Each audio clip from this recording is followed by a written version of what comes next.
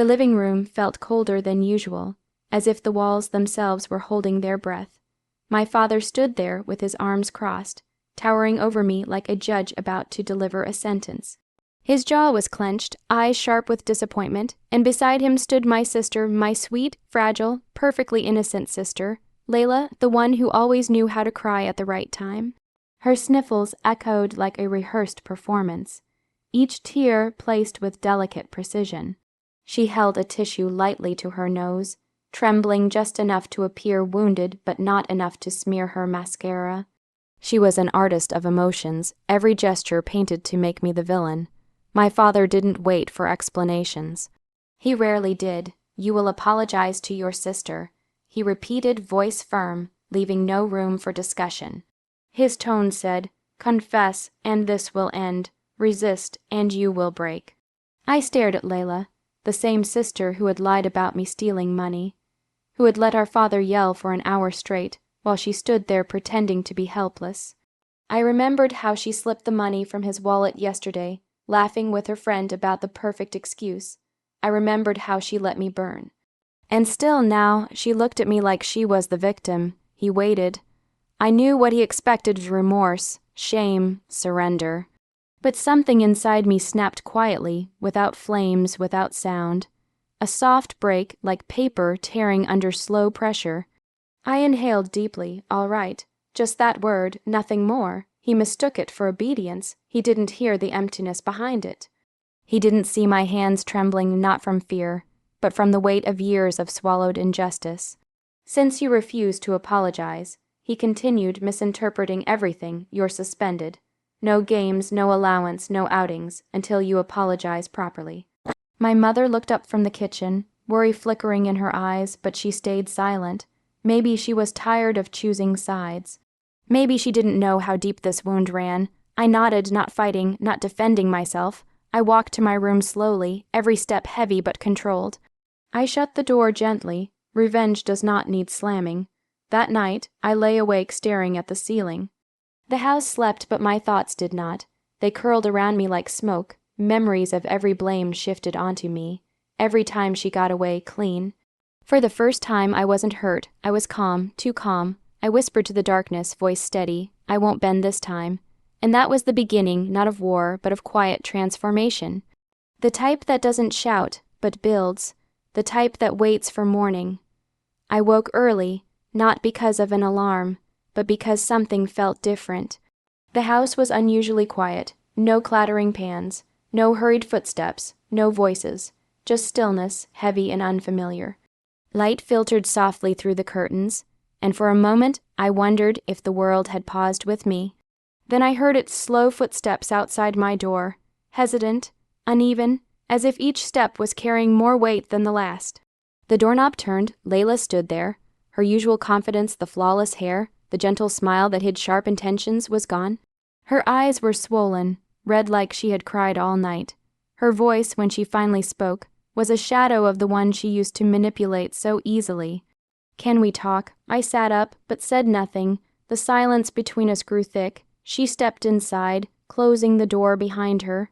For the first time in a long time, she looked small, like a child who finally understood consequences. She wrung her fingers together, fidgeting, searching for words. "Mom checked the camera footage last night," she whispered.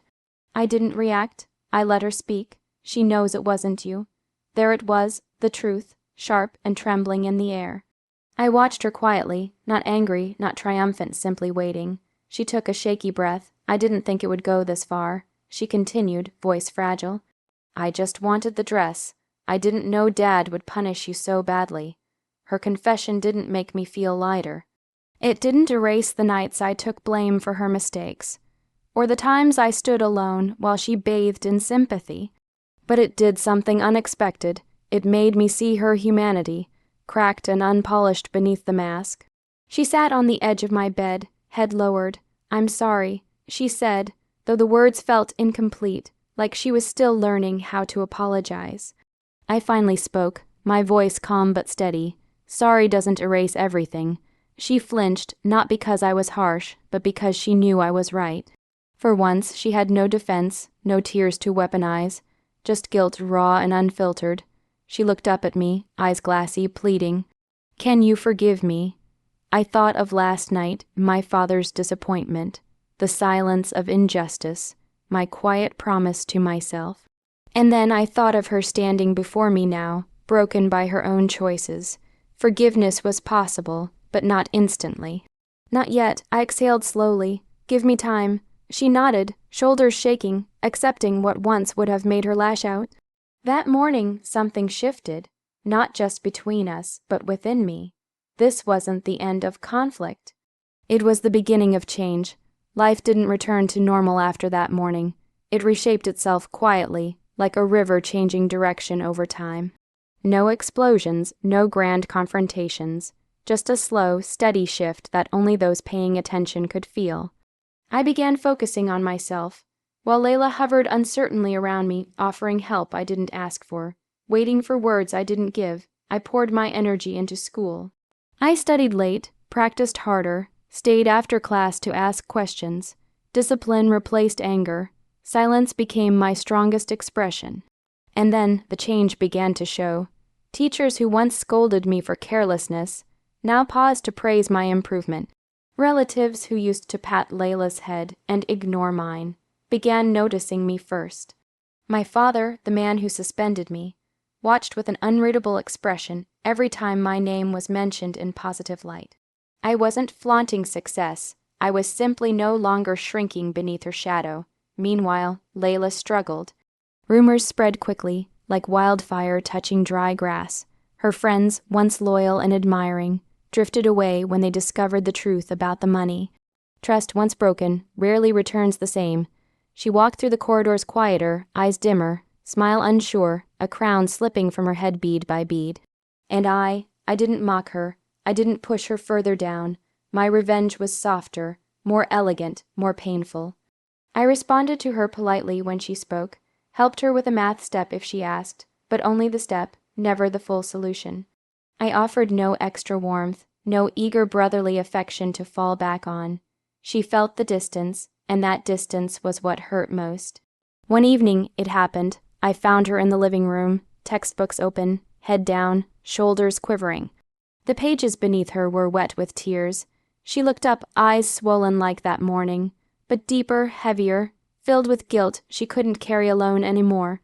"Everyone hates me," she choked out, voice breaking. "I miss when you talked to me. I miss when you helped me. I missed us." I stood there, absorbing her words like slow rain sinking into soil. "Did you ever think," I asked quietly, "about how I felt when you did those things to me?" She covered her face, crying harder, not for attention this time, but from realization. She had finally tasted loneliness, she finally understood, and in that moment my victory wasn't loud or dramatic. It was warm, subtle, satisfying. Not because she suffered, but because she grew, because I grew, because finally balance had returned. The air in our house felt different now, though the furniture and walls remained unchanged. It was quieter in a way that wasn't oppressive, but reflective like the calm after a storm that had lingered too long. Layla no longer approached me with rehearsed apologies or tentative smiles. Instead, she came with honesty, fragile but unguarded. One evening, as rain tapped softly against the windows, she approached me in my room, carrying a notebook and a small, crumpled apology card. I didn't reach for it. I simply sat waiting. The room smelled faintly of her perfume, but not enough to distract from the tension between us. "I'm truly sorry," she whispered, voice trembling. "I hurt you. I lied. I made everyone, including Dad, believe things that weren't true. I didn't realize how much it would all affect you." She waited, eyes full of tears, hands twisting the edges of the card, as if it were both a shield and a confession. I studied her quietly, letting her words sink into the spaces between us. It wasn't just an apology, it was a reckoning. A confession that came without prompting, without an audience, without the manipulation she used to rely on. "I forgive you," I said softly finally. My voice wasn't triumphant, wasn't bitter. It was calm, steady, like a hand holding hers without crushing it.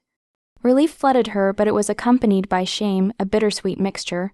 Forgiveness didn't erase the past, it simply acknowledged that growth could exist alongside mistakes. That night, Dad noticed the change. His eyes softened as he saw us sitting side by side, talking quietly. For once, he didn't scold, didn't demand, didn't try to fix what had already been forced to heal on its own. Instead, he simply nodded, a small acknowledgement of his own failures as a father. Dinner that evening was tentative. The clatter of utensils filled the room, but there were pauses, long enough to feel the weight of what had passed and what was yet to be rebuilt. Layla passed me the bread carefully, not like a gesture of obligation, but of sincerity.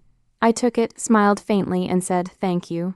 We ate together, the silence no longer oppressive but reflective, the kind of quiet that marks understanding, not distance. The scars remained, thin silver lines across our hearts, memories of battles fought without swords, revenge taken without cruelty. I realized something that night. True strength wasn't in punishment, loud confrontation, or proving oneself. It was in patience, in self-control, in allowing consequences to teach lessons quietly, and Layla learned painfully, undeniably. Peace had returned to the household, yet it was tempered by memory. It was calm, soft, bittersweet, and unforgettable, the kind of peace that leaves you wiser, gentler, and painfully aware of what it cost to achieve it. My revenge wasn't cruel or vengeful. It was quiet, it was subtle, and in the end, it was the sweetest lesson she could ever learn.